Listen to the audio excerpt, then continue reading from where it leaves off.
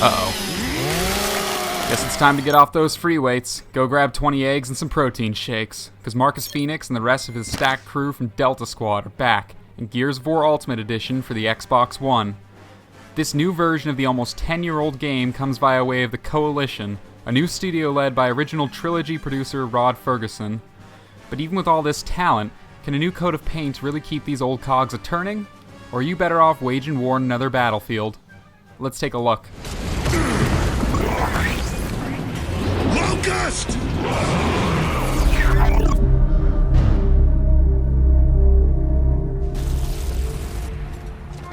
At its heart, Gears of War's storytelling has always been rather simplistic. The rock-like Locust Horde has risen up from under the surface of the planet Sera, and for the past 14 years has been pushing humanity to the brink. You play Marcus Phoenix, a soldier wrongly imprisoned when you're broken out by your best friend and fellow cog Dom. Shit. One short tutorial later and it's back to the army and off to fight the Locust Horde. From here you'll take to the streets, below ground, and even fight on a moving train. To say the story in Gears lacks the gravitas of some other games would be an understatement. There, turn that shit off! But its material is approached in a way that fits with the game's meticulously crafted aesthetic, and makes for some enjoyable banter from your fellow squad mates. Hey Marcus, remember? Division playoffs? 40-yard line? I remember you owe me $20.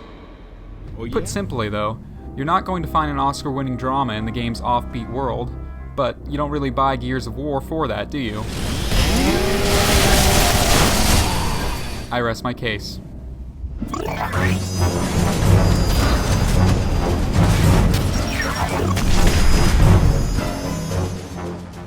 It's no secret that Gears of War's pop-and-shoot mechanics paved the way for many of the best games of last generation. Quickly jumping from cover to cover and delivering a shotgun blast, or just giving the Locust the business end of the Lancer's bayonet, is just as satisfying as it ever was. However, despite how smooth it all still feels, it becomes incredibly apparent that this is version 1 of Gears' cover system. So you can expect some hitches, such as rolling when you want to snap, and losing Gears 3's awesome vault over cover and knock over enemies mechanic. What do you mean it didn't work? Regardless, it's truly amazing how Gears 1 actually functions as a 2015 release. This really does feel like a modern AAA title. There's also a couple bonuses on offer. In addition to all the DLC from the original, as well as the PC exclusive maps, you're also going to be treated to a few new chapters that were previously cut shortly before Gears' original launch, and then were subsequently added back to the PC version. While this new section adds some extra content, ultimately it really isn't the best chapter, and it's easy to see just why it was cut. Whatever, boss man.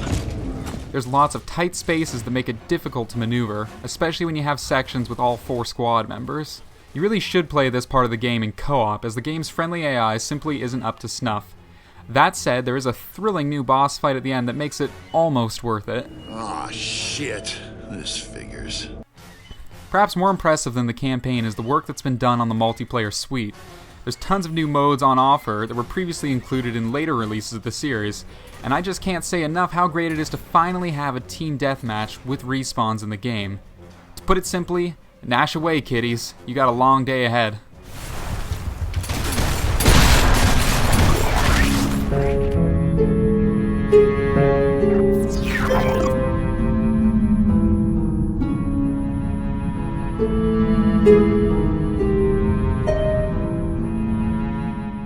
The presentation, as you might expect, is the most enhanced part of the Ultimate Edition. New textures and lighting have been applied to every area of the game, and it just looks fantastic. This is helped in part by just how diverse Gears' locales are. Each chapter feels distinct and is given new life in this version, from Nightfall in Chapter 2 to the glowing Emulsion Mines, all in glorious 1080p and in the case of the multiplayer, a smooth new 60 FPS frame buffer. In addition, all the cutscenes have been completely redone with new motion captured animations and are a real visual treat. The audio, on the other hand, is a straight port from the original game, albeit with new Dolby 7.1 support. Not that it really needed any changes to begin with. Gears' soundtrack is still just as excellent today as it was in 2006, and that is a very good thing.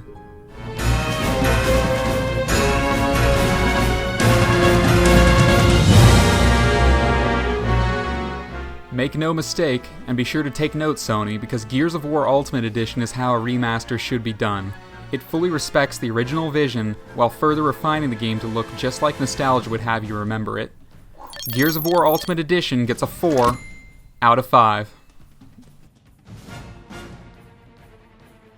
Thanks for watching, guys. If you liked this video, be sure to subscribe, give a thumbs up, all that jazz. I've got new reviews every week and a couple other shows in the pipeline, so stay tuned, and thank you for supporting Game Room Hero. Take it easy.